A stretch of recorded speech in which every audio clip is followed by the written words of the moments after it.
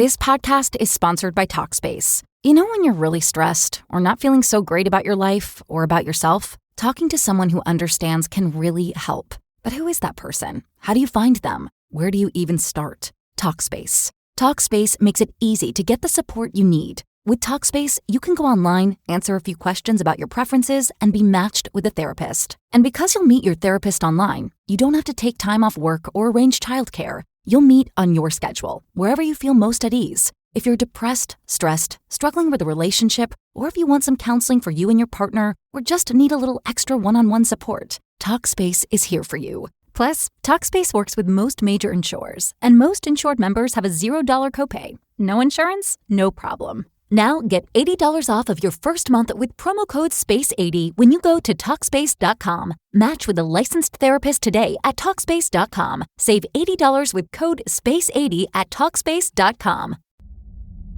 This journal entry contains frank and honest thoughts about suicide. If you or anyone you know suffers from depression or has talked about suicide, please contact the Suicide Prevention Lifeline. The number is 1-800-273-8255 or visit suicidepreventionlifeline.org. The following account is real. Names have been changed to protect the living and the innocent. This journal contains language and content that may not be suitable for all listeners.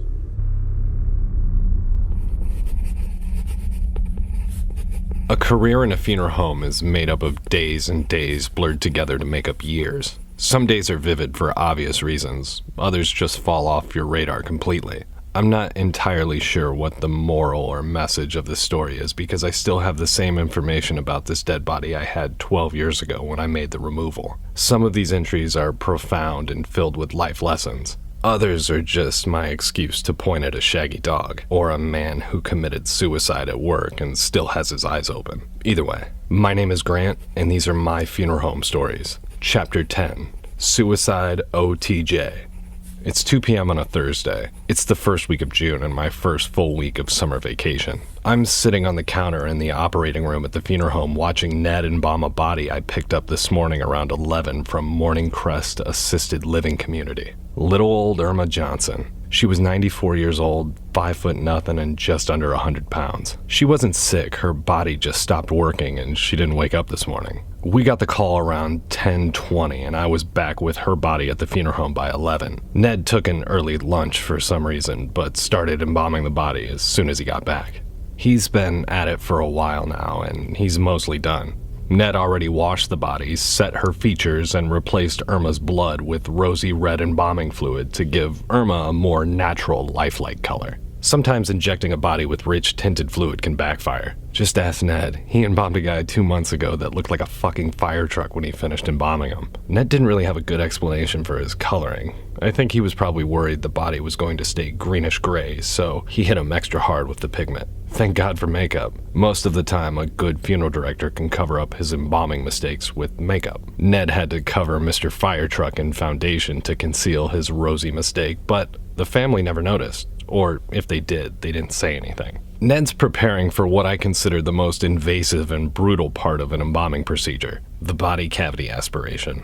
Okay, imagine you're laying on a stainless steel operating table. Your mouth has been wired shut, nose stuffed with cotton, and all the blood has been removed from your circulatory system and replaced with embalming fluid. Unfortunately for you, embalming fluid can't get out solid waste and all the other crud in your chest and abdomen cavity. This is where the trocar comes in, the single creepiest piece of equipment in our prep room. In the plainest language possible, it's basically a sharp, hollow fireplace poker with a clear plastic hose attached to it. It sucks out your shit and blood and sends it right out to the sewer, which will eventually make its way to a wastewater treatment facility. I hope. The trocar is inserted in different places depending on the embalmer's needs, but normally the trocar is stuck in a few inches from your belly button. Once the trocar has made its small entry wound, it's time for the brutalness to begin. Hit the vacuum. The sucking sound makes it way worse. The director will then try to puncture every organ in your cavity, sucking out any remaining fluid or waste. The sharp point isn't really enough on its own. the embalmer really has to stab the trocar into the organs, and a lot of times it hits bone, causing the dead body to jerk and move from the impact. Ugh. Most directors make an asterisk or a star pattern in the body cavity, pulling the trocar almost completely out before changing directions. All directors have a subtle variation of this technique. Ned even has his very own technique. I named it Ned's 6-point trocar star. His technique is basically just like everyone else's, but I gave it a name one day when I was super bored and realized that trocar rhymed with star. I know, it's stupid, but I have to kill a lot of time around here. Ned is a pretty strong guy, so watching him jab a metal-pointed rod into someone hard enough to puncture their organs is quite a sight to see and feels like something you might see in an Eli Roth film. I'm watching Ned aspirate little old Irma, and the combination of the smell of embalming fluid plus the sucking sound paired with the thud of the trocar when it hits the bone inside Irma's body makes me feel queasy. It's a good thing I'm sitting down already. I'm not being very helpful at the moment. And in fairness, I wasn't really being that helpful with little old Irma's embalming beforehand. I don't even have gloves on. That's mostly because my fingers are sore from being a dumbass, but I'll get to that. Literally 1 week ago at this time, I was waiting to find out whether I passed or failed my last final of the semester in abnormal psychology. Thankfully I did, and now I'm completely finished with school until August, other than a 7-week online microeconomics course that's required for graduation. My girlfriend Mary left last weekend for a 2-month practical chemistry internship in Salt Lake City, working in a lab for some fancy-sounding company with 2 last names. Something dumb like Warner and Anderson. I have no idea what they do there. She explained everything before she left, but I may have been asleep or drunk when she told me, so my bad.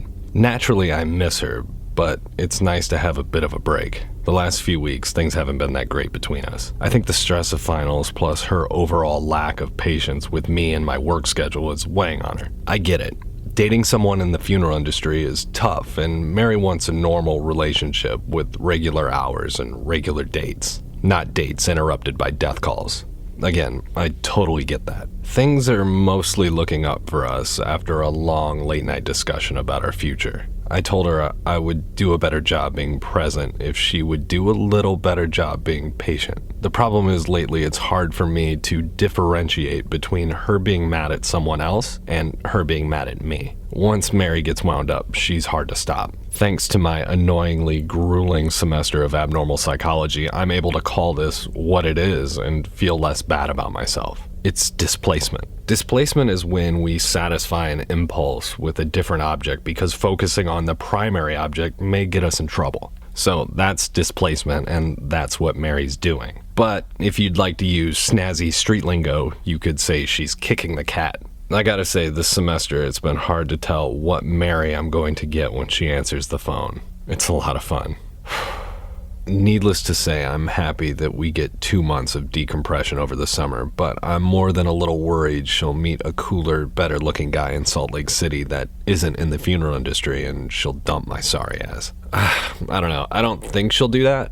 We've dated for a few years and she doesn't seem like the type to cheat or just dump me sans any rational explanation, but I honestly have no real way of knowing this, and I've thought about her cheating on me every day since she's left. I've thought about it less today than I did yesterday, but I'm thinking about it right now, so let's move forward.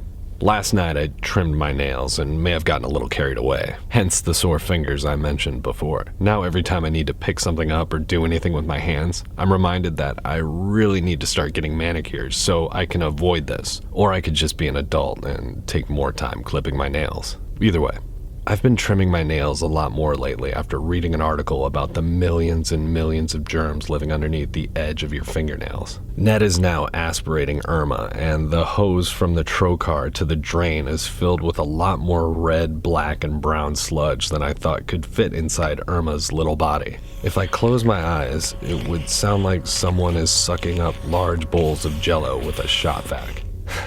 Gross. The phone rings sitting on the counter next to little old Irma's death certificate and 2 bags of jewelry containing 2 rings, 1 bracelet, 1 necklace, all understated and very tasteful, and they're all to be removed before the burial. The phone rings again. Ned and I give each other the look. Neither of us want to answer the phone because it will almost assuredly end in one or both of us having to do something lame. But since Ned is playing Roto-Rooter with the trocar and his gloves are covered in blood and whatever the fuck else, it looks like I'm answering the phone. I reach out for a pen and a pad of paper next to the phone on the operating room counter. I grab the phone's handset in my left hand and the pen in my right. I pull the pen's cap off with my teeth, feeling the tip of the cap graze my tongue. Wait a second. I just picked up this pen off the operating room counter. These pens are the ones everyone uses with bloody shitty gloves when they're embalming and need to take a quick message. Ugh. I spit the cap on the ground and place the phone to my ear and say the name of the funeral home, followed by, "This is Grant. How may I help you?" It's the sheriff's department. We've got a death call. I lean against the counter and ready my pen and paper. It's been a slow week. I haven't been called out at all overnight, and we've only had 2 services, so I've really started the summer off with a bang. That's sarcasm. I mean, it's 2 o'clock, and the next 3 hours would go by a lot quicker if I had something to do. My index finger pressed against the pen's body stings and burns from my piss-poor fingernail trimming. I wince. The pain isn't entirely unpleasant. It kind of feels good. Is that weird? I squeeze the pen harder between my fingers and write death call on the top of the pad of paper. I underline it twice. There are generally only 5 questions you need to ask before you can leave the funeral home for removal. Who are we picking up? Where are they? Who is the next of kin and supervising physician? And where are we taking the body? I used to panic anytime the phone would ring, thinking I may not ask the right questions, but now I know all you really need is the location of the body. Most of the time, the rest just kind of works itself out once you're there. Having all the information I need, I hang up the phone and smile at Ned as the aspirator tube jerks and fills up with Irma's inside sludge. We got one. Ned and I are on our way to the call, and since he's usually the one who gets all the juicy information from dispatch, I'm eager to demonstrate my reconnaissance skills. But now that I'm looking at the note I scribbled down, I'm not sure I'm gonna dazzle Ned. Here's what I wrote. Brendan Curtis. 2 first names. Address? 5846 Industry Drive. No doctor, no next of kin, and the body is going to the hospital for an autopsy and tox screening before coming back to us for cremation. Ned grins and nods quickly, almost dismissively. Anything else, he asked. What am I missing? 2 things. How old and how did they die? Damn it. Of course, Ned's right. Knowing how old someone is isn't super relevant for the removal, but knowing how they died might change your preparation. For example, a 90-year-old hospice bed death is very different than a body found dissolving in a barrel on a riverbed. You may want to wear boots to one of those calls, or both if you're one of those tacky funeral directors with zero taste and halitosis. Ned always wears boots. Does that tell you anything about his breath? As Ned's driving, we pass my house on the left, and I wonder what my dog Carter's doing. My grass is a little long. I should cut it this weekend. We continue driving about 2 miles north down Thomas past my house. Industry Drive should be up here, Ned mumbles to himself. Ned hangs a right, and pretty quickly we're creeping up on 2 cop cars waiting for us outside the Hornell Industries building. Hornell Industries, I say to myself just loud enough for Ned to hear. I have a feeling he knows what they do. And he does. They make machine parts to make other machines, and they ship mostly overseas for automotive assembly. How the fuck do you know that, Ned? Ned shrugs his shoulders and slows to a crawl as we approach the police cars. I reach over with my right hand to unbuckle my seatbelt. God damn it. I keep forgetting about my fingernail scalp job until I have to do the smallest menial task. Then I'm reminded, sharply, while simultaneously reminded that I kind of enjoy the pain. I guess it's comparable to picking at your gums with a straw or floss. It's a bad, good feeling. I push my thumb down hard against the seatbelt button's outer casing as Ned rolls the window down to speak to the officer approaching. The officer is 40-something, white guy with zero traits worth mentioning other than the fact that he's about 50. This podcast is sponsored by Talkspace. You know when you're really stressed or not feeling so great about your life or about yourself? Talking to someone who understands can really help. But who is that person? How do you find them? Where do you even start? Talkspace. Talkspace makes it easy to get the support you need. With Talkspace, you can go online, answer a few questions about your preferences, and be matched with a therapist. And because you'll meet your therapist online, you don't have to take time off work or arrange childcare. You'll meet on your schedule, wherever you feel most at ease. If you're depressed, stressed, struggling with a relationship, or if you want some counseling for you and your partner, or just need a little extra one-on-one support, Talkspace is here for you. Plus, Talkspace works with most major insurers, and most insured members have a $0 copay. No insurance? No problem. Now get $80 off of your first month with promo code SPACE80 when you go to Talkspace.com. Match with a licensed therapist today at Talkspace.com. Save $80 with code SPACE80 at Talkspace.com.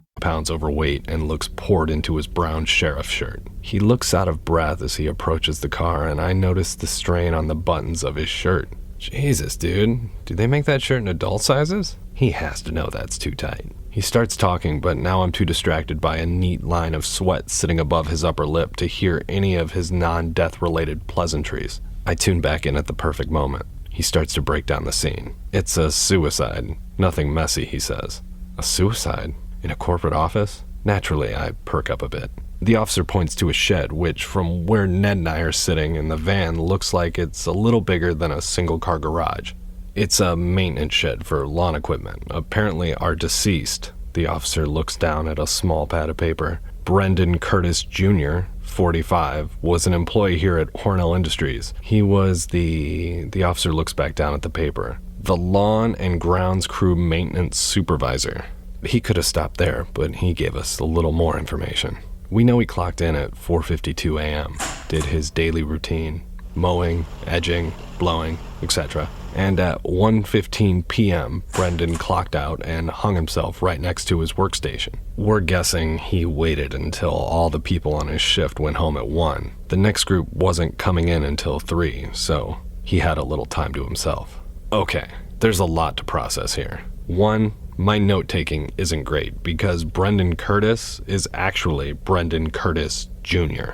2, he killed himself at work between shifts when he knew no one would walk in and interrupt an otherwise certain death. And 3rd, and most surprising to me, he actually worked a full, honest workday before killing himself. He didn't even clock out a few minutes early. My brain is spinning this around like a hula hoop, trying to figure out why Brendan Curtis Jr. would do that. I mean, I don't want to have to work a full workday on days when I don't want to kill myself, so I couldn't imagine thinking that would be a very fun idea on a day when I might fancy the thought of it. This leads me to believe he wasn't planning on killing himself today and something changed out of the blue, or he just loved his job more than anything else and wanted to do it one last time. Dude must have really gotten something out of his landscaping. I realize I've drifted off in thought and haven't been paying any attention. I'm back to staring at the officer's sweaty lip move up and down as he's talking to Ned. The officer notices me noticing the wet patch on his face and uses his whole hand to wipe his mouth. Gross. Ned pulls into a parking spot next to the walkway leading to the shed. It's definitely bigger than a single-car garage now that we're a little closer. We exit the van and unload the stretcher. I wonder what kind of day Mary's having in Salt Lake City doing practical chemistry. I'm still not really sure what that is, or if it's even a thing. She probably just made it up to go on vacation to get away from me. This shed is pretty basic. Its horizontal siding is painted a dark green with brown shingles on its small vaulted roof.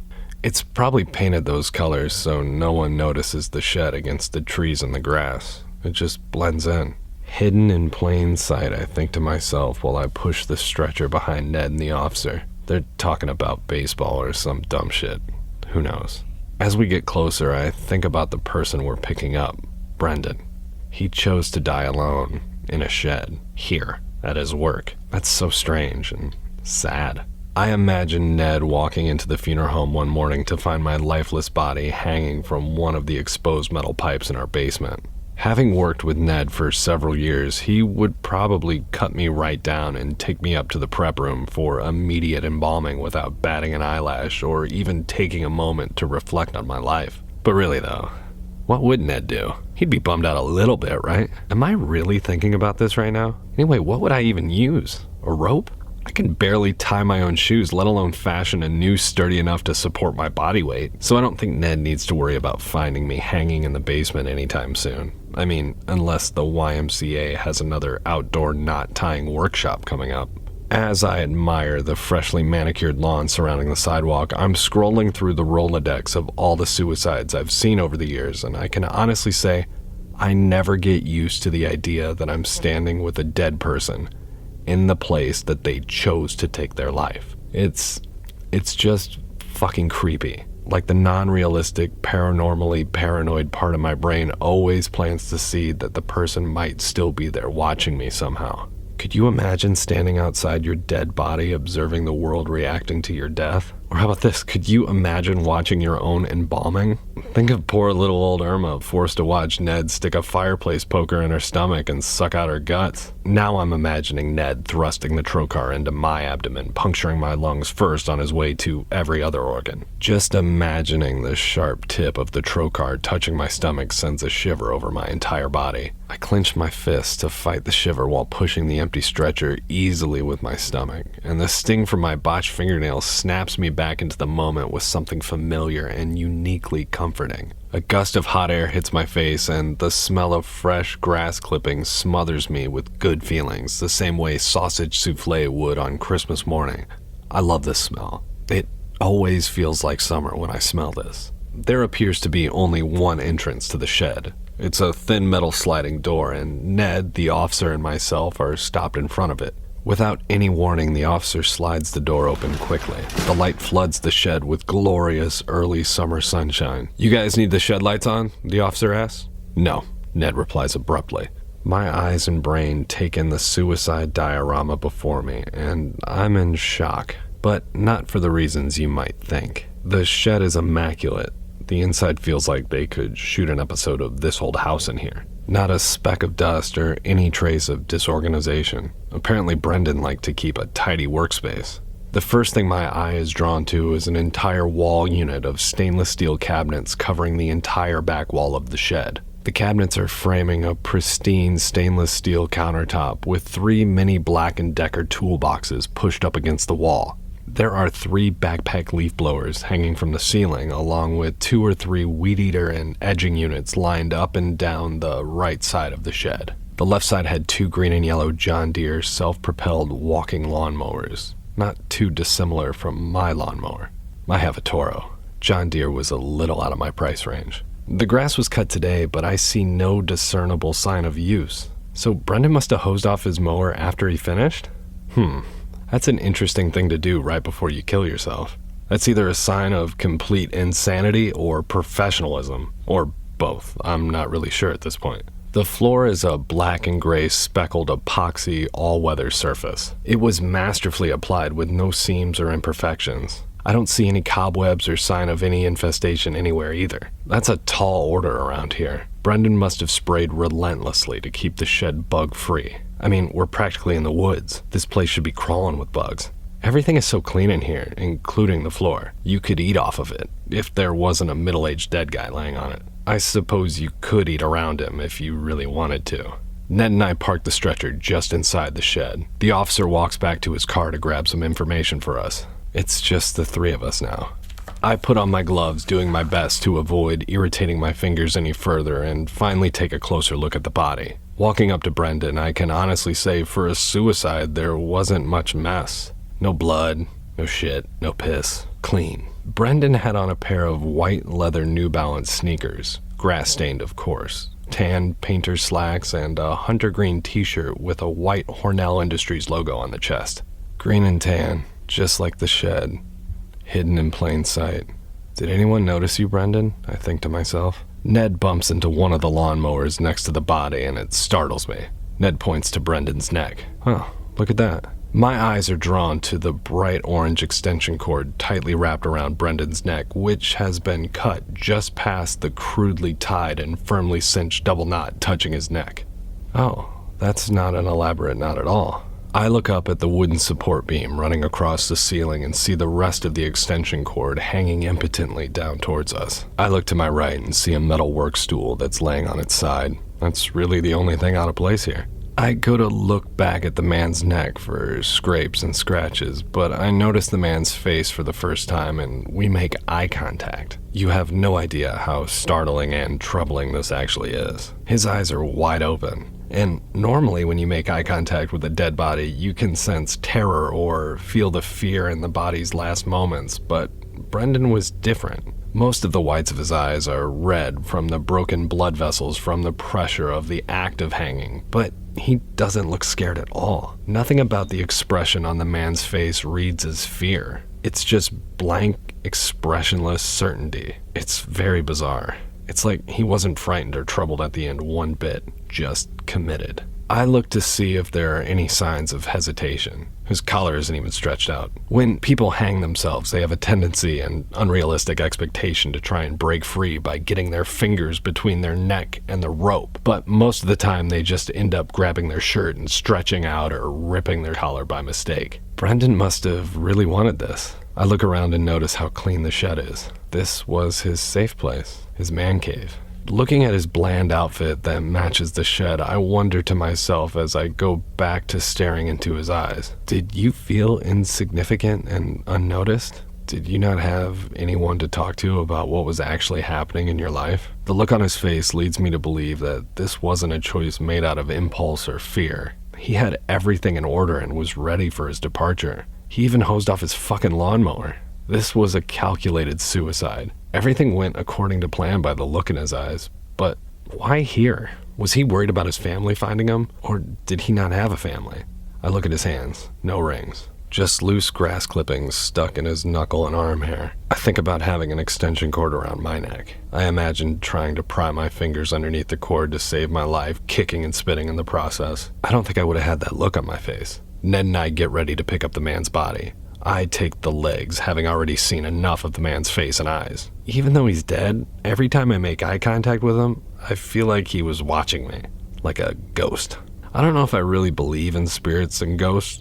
I just wonder if Brendan is watching us wherever he is, if he's anywhere at all. I reach down and grab his legs. The familiar sting of my sore fingers grounds me back in the real world, and I focus on the removal. Ned and I move Brendan onto the stretcher and load him into the van.